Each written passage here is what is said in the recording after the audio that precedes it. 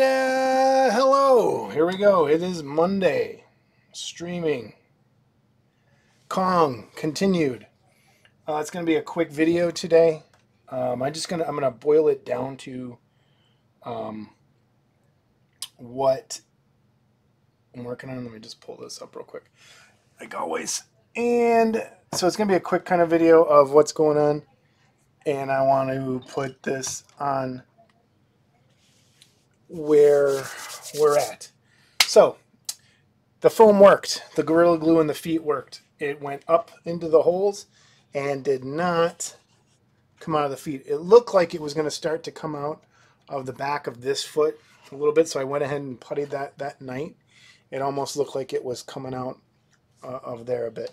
So I went ahead and just puttied that one small spot and put it up, and it kept it in there. So that worked. It's pretty stable. Everything is together. Everything seems solid. Everything seems solid, and I'm ready to go on to the puttying thing.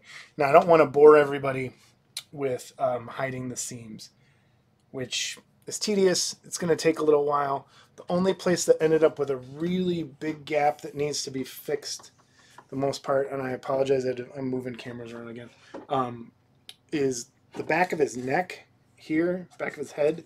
There's a pretty big gap that has to be filled in there, and that might just take a few times of getting things right, and I didn't want to bore anybody with that. So all I'm going to do is real quick, I think I'm just going to go ahead and putty like one arm and one foot, and then just do the rest off camera, and then come back after it's washed and primed and base coated in black, and then just go to painting.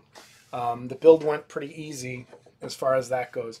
I went ahead and cleaned up the nameplate as well, so that's there. It's a separate piece so that when you're displaying it, you can kind of put it where, let's see, you can kind of put it where you want based on how you have it turned. So it's kind of cool. So that's there. It's got the cool little lizard on it, and move some cameras. I don't know how it's going to work. But we'll go from there. I did, like I said, I made some texture stamps. How do I get in there? By putting some liquid latex mold builder stuff down onto the fur texture. And I'm going to kind of show you how that works. I think it actually works better just using a pretty simple clay shaper tool instead of, get in a little closer, instead of trying to do that on there. And so that just kind of scratch, you can scratch in that texture a little bit. So what I use for my putty, a lot of people, if you're a miniature person, a lot of people use green stuff. I use green stuff. I got back into it. I'm using it for more things now. But when it comes to resin kits and comes to building garage kits, most people use Epoxy Sculpt. Great family company out of Wisconsin. You can get it on Amazon. Please do so. It's great stuff. I use it for tons of things. You can use it for tons of things. Jewelry, you can make stuff out of it. You can repair things with it. They have different consistencies of Epoxy Sculpt. They have different colors. It is a great material to use for modeling. It is a great material to use for anything. It starts to set up after about more than that, a little less, well, let's see. Half hour sticky, most adhesive, 1 to 2 hours, easy to work with. I find that it starts to set up after, it says 2 to 3 hours, but I really think it's quicker than that based on how you mix it and based on what you like to use it for. They also sell a thing called, and I mentioned this in the other one a little bit, something called safety solvent. Ta-da! I like this double camera stuff. It's pretty crazy. Safety solvent. Is this focusing? Yeah, safety solvent. And this is used to smooth out the Epoxy Sculpt and make it a little, instead of water, because water tends to weaken it and it gets chalky on your fingers. This stuff, I think I've developed this, I said before too, I think I've developed a sensitivity to it because I use it so much. So maybe use gloves when you do it. It's a little late for me. The only problem is if your gloves are too loose, you don't get the feeling of what you're actually doing. And that's what kind of bothers me about using gloves when it comes to this kind of stuff. But I usually just put a little bit in a little cup, and a little bit in a cup, and use it, like if I'm using a brush to smooth it out or my finger, I'll dip it in. You can even, I use it like a little bit. I'll put a drop on the amount that I'm mixing. So it's just a two-part mix. So you roll up a little ball of one, and then roll up a little ball of the other. Now the hardener, I think this is the hardener one. I lost the lids to these a while ago, so they're starting to go bad. I got a new batch back there, so I'm trying to just get the most I can out of this. So I'll just kind of measure them out. Like I already know that I have too much there of that one, but I'll just add a little more of the other. Get your two spheres the right size, close enough. Maybe a pinch off a little bit off of there. And then I just mix them together. I'll put a drop of the safety solvent on there and just start kneading it together. And it's just like clay. It's the same with green stuff. You just mix the two things together and knead it up and you're good to go. The cool thing about green stuff is it turns green when it's mixed right. This you kind of just have to, once you use it enough, you get used to how long you got to knead it and what you're doing. So as far as what I'm going to work on here, I don't know how the best way to do these cameras. Maybe I'll move up and do the arm. That might be the easiest. I'll do the foot too here on. But I'll roll it up. A lot of times I'll do a ribbon or a snake like this, twist it, roll it back up, and twist it, and keep going. Dip it in some safety solvent. Get a nice mix of it. And it's going to turn gray when it's good to go. It's a nice little gray. Mixing it up. Alright, that's good. So then I'll just take a little bit of what I'm working on and put it into, what's the best way to do this? Let's move the camera that way just a little. I'll bring this out. Yep. Okay, so I'll dip it in and let's see if my texture stamps work. And I'll just run this over the seam, press it in, and let's see if these work. These might not work. Got to make sure you're going in the right direction. And then I'll just tap this on and press it over. And it gives you an idea. I don't know if you can see it. It kind of worked. But I can go ahead and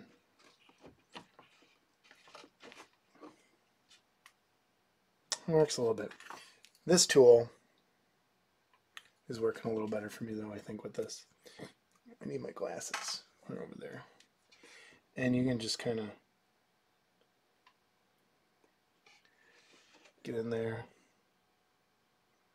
And since this is pretty generic texture, it's nothing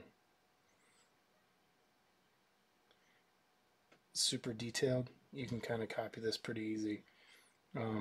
Even if you just used a like X-Acto knife or something else, but I'll just kind of mix it in there.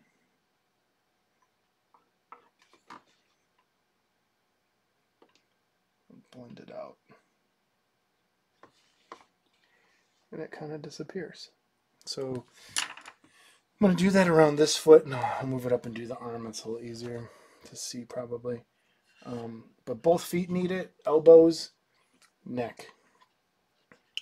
But so I'm going to go ahead and do this all the way around real fast. I'm just going to tap it in there all the way. Now the one thing that concerns me is it's not their feet. His feet are not setting into the base as much as I had hoped. So I'm going to have to check on that once before I prime and do all that and see if I need to add some clay in there to make it fit a little better. Or not clay, but epoxy sculpt. And make the fit a little tighter so that it doesn't bounce around. I don't know if you can see that. There's a kind of a gap in that foot area. Now, yeah, I'm going to go ahead and just use this.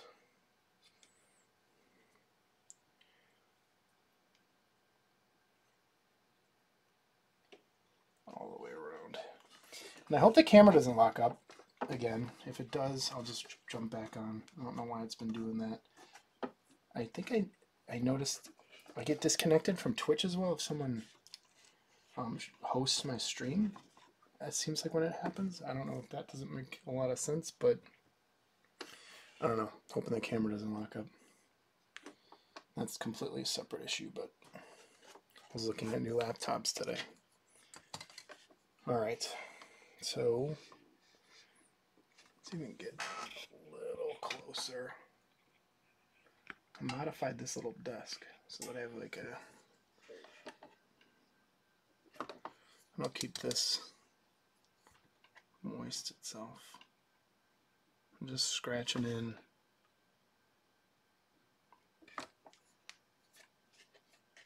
I'll probably go back over it with my finger. But you notice the way this was done, you can just see that it was someone just went ahead and scratched it in. Now this one, I think, has the sharper edge to it, which is what I was using before, which I like quite a bit. Yep, you get a sharper edge to that texture, so I'm going to stick with this one. Camera locked up. I jinxed it. All right, I'll be right back. All right, back. I jinxed it. It totally stopped streaming. Strange.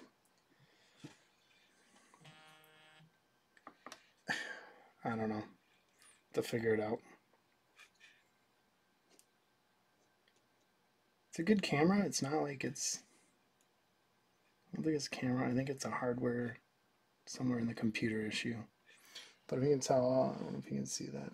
I'll move this down a little bit. Probably locked up when I moved the camera. It could be with the wire.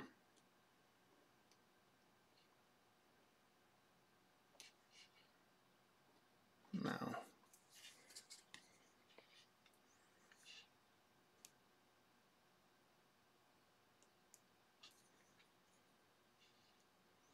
Trying to make it look random. I don't want it to look like I just scratched a bunch of lines.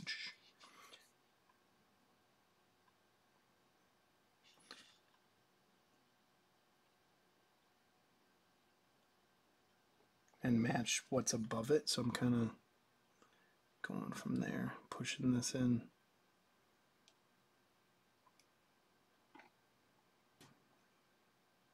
To match. I really, if you don't have any of these color shaper things, or clay shapers, they use them for paint too. They work really well for sculpting tools. Especially with Aves. What do you want to call it? Erin would be mad if she heard me calling it the wrong thing.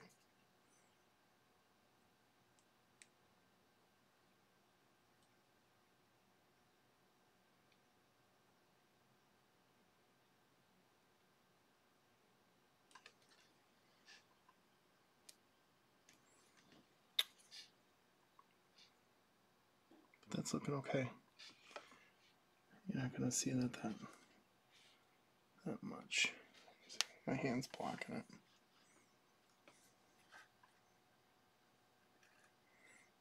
It's an awkward way to do it, but might have to just go with an X-Acto blade since those are pretty fine. And there. So we'll do just scratch in those. You see with the metal blade, you get some of that stuff that builds out on the edge of what you're trying to do. With this, with the rubber one, you don't. It kind of smooths it out as you go.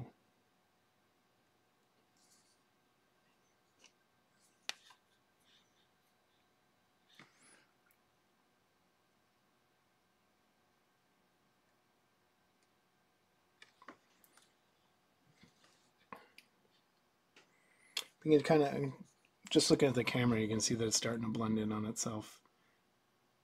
And you don't see that seam anymore. That's how you hide the seams. Now I'm afraid to move the camera down because it might lock up. But I'm just doing the same thing. I'll wait till I get up to the top.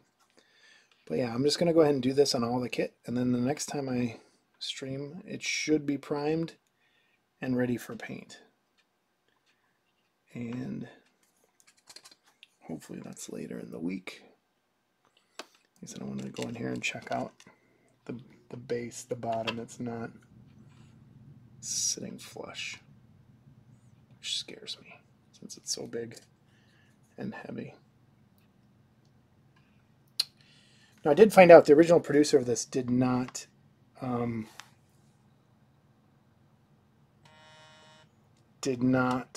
do the mold on the body. That's why there's kind of a, it was pretty rough in spots. He said he's trying to get it redone, so it may be available later on.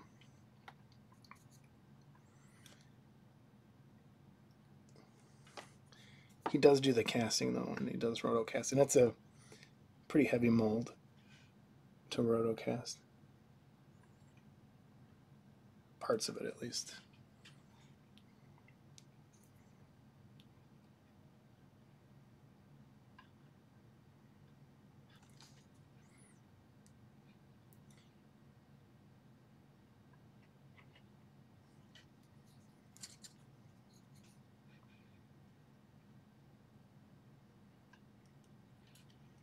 And almost done with this foot.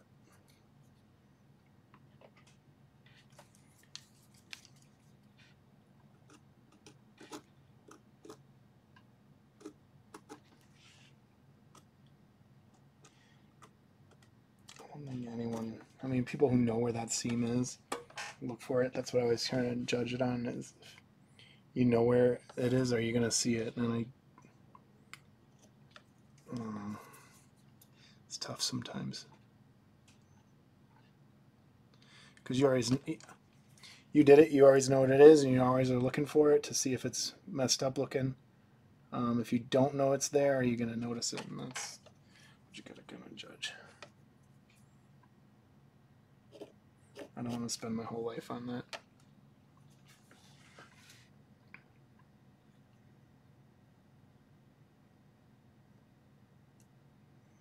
Just kind of break this up here. You can see my hand is in the way. The fur here is a lot finer detail than in other parts, so I'm going to go ahead and make sure I'm using just this.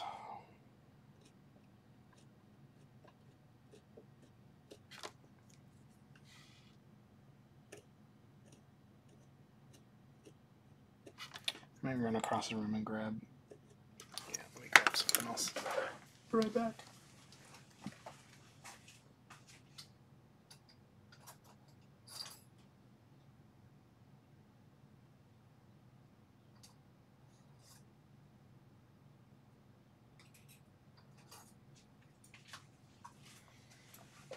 Use these little spoon tools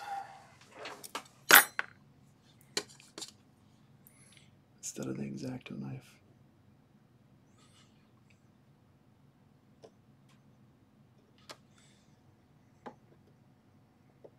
Yeah, that works better.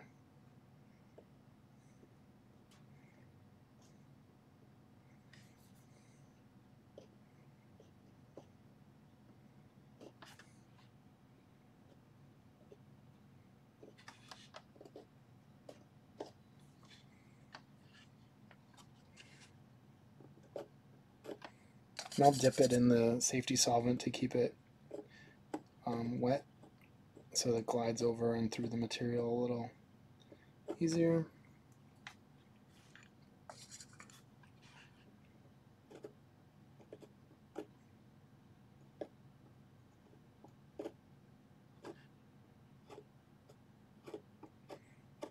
Problem with this is you get those little like nubs of clay on there that need to come off. You know, I just get them off after with some sandpaper, like right there.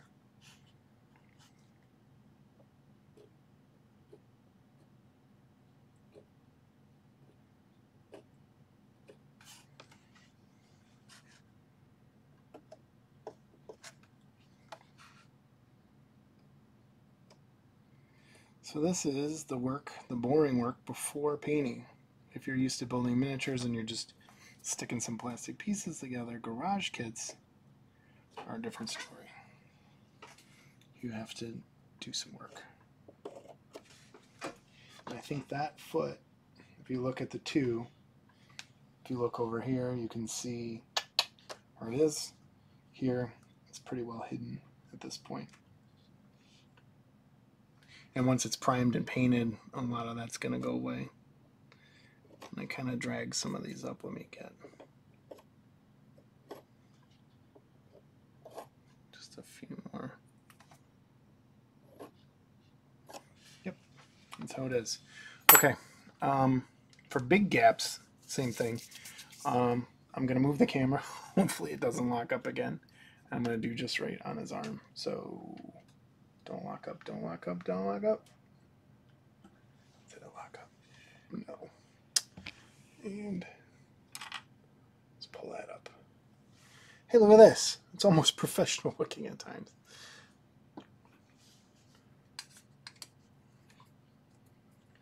All right, now there's a weird spot in there to where his fur kind of folds over the other fur, which there's a decision that needs to be made. You leave that how it is. I don't think I want to. I want to kind of connect those together. So I'm going to just go ahead and stuff some of this in there. And I'm going past the seam as well. You don't want to just go right in there because you want to kind of blend out the edges. I'm going to have to pick him up to do some of the rest of this, but I'm talking up. Let me see if I can go up a little higher and come down. Don't lock up. A little bit. Okay. So I'm talking up in there. It's not really the seam, but it's where the fur would be touching fur, and it's going to be a weird thing to do it in. You kind of need more because you're filling a gap too. So I'm just going to press it in as far as I can.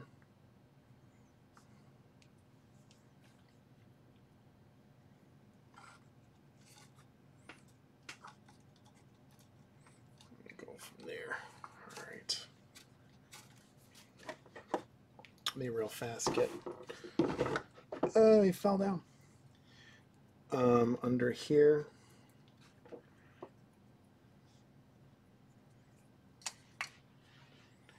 And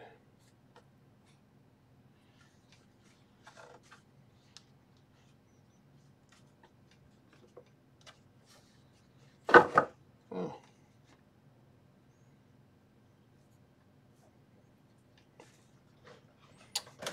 Yeah, I'm gonna have to do that as I think on my lap. It'll probably be easier.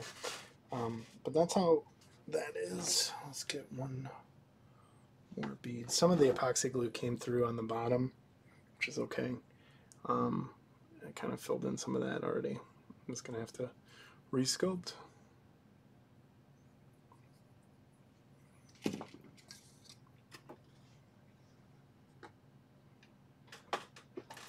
Push this in.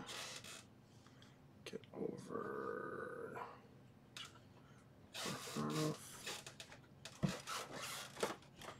Jamie stomping around.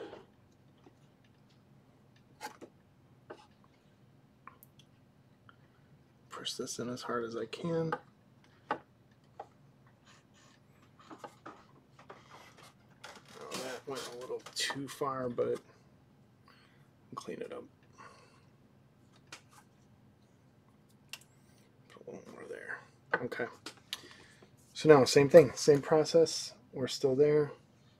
Nothing's broken. Just gonna drag this through and try and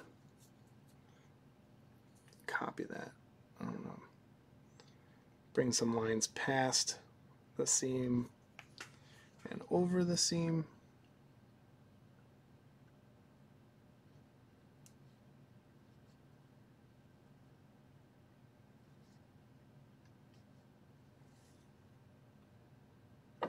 Let me get that metal tool. this one.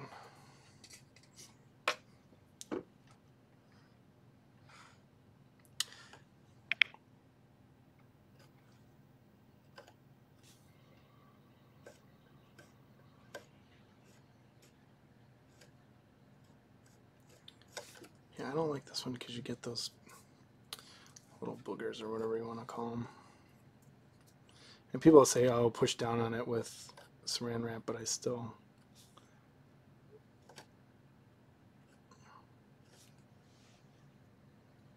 feel like I get it. I'm just going to put some of this on there to keep it going.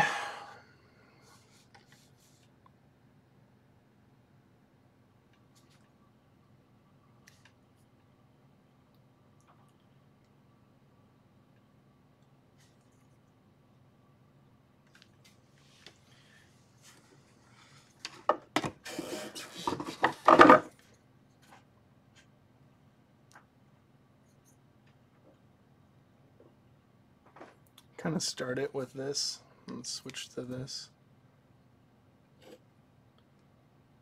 Make those lines deeper.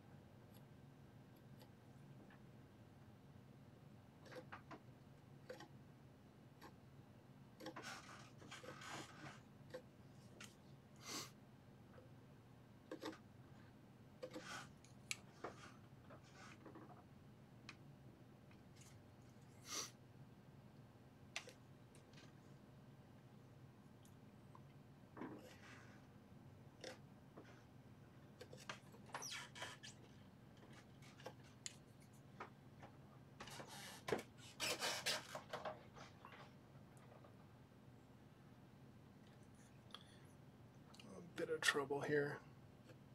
It's not pushing like I had hoped. And this is kind of where the two fur directions are going to mingle together, so it's a bit strange.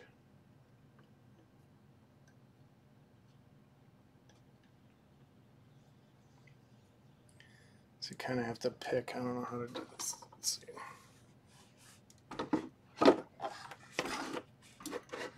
It's hitting.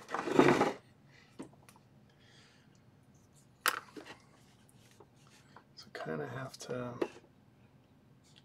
decide, how do I want to do this? I don't want it.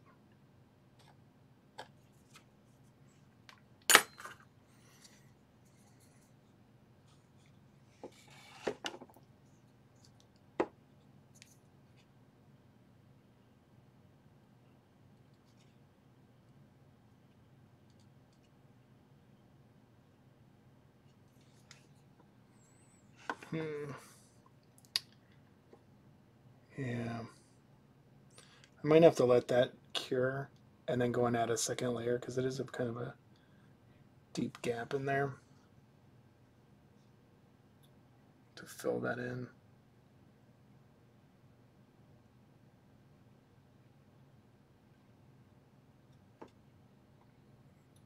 But you get the idea.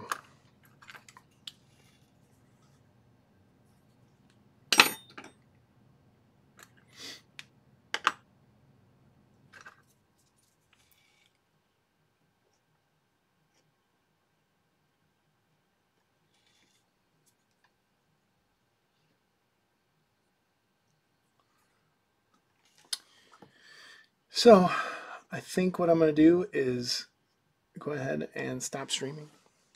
So there's a quick video of how we went and did this. And then I'm going to go ahead and finish all the puttying itself. And then come back with a paint piece ready to paint. I'm going to just keep working on. Let me finish this arm before I go ahead. But it's a difficult thing to even see on camera because I have to back up so far away. See if I can get this one to see what I'm doing. Yeah, a little bit. But yeah, I'm going to leave it at this arm, and then I'll just finish it up off all the joints and go from there. I just touched his ankle.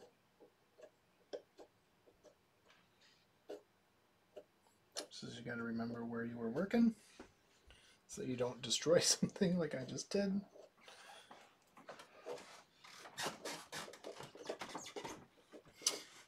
And sometimes with Aves, it helps to let it sit for a bit so it's not as sticky or as gummy. And it takes the detail a little better. But that's where we'll leave it for today. Like I said, I'm going to go ahead and finish that up, and I'll be back in a couple days. Take care.